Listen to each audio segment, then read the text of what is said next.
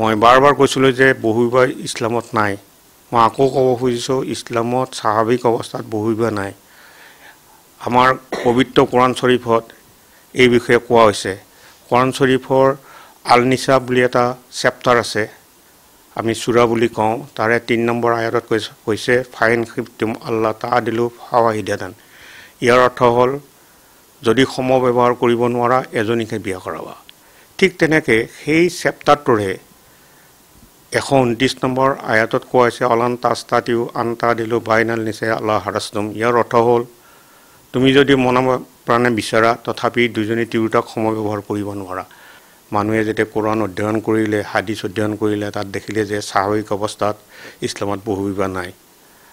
আৰু বহিব বন্ধ কৰিবৰ কাৰণে মই বিশেষকৈ 2009 চনৰ পৰা লাগি আছিলোঁ আৰু চৰকাৰক বহুতবাৰ মই পৰামৰ্শ দিছিলোঁ।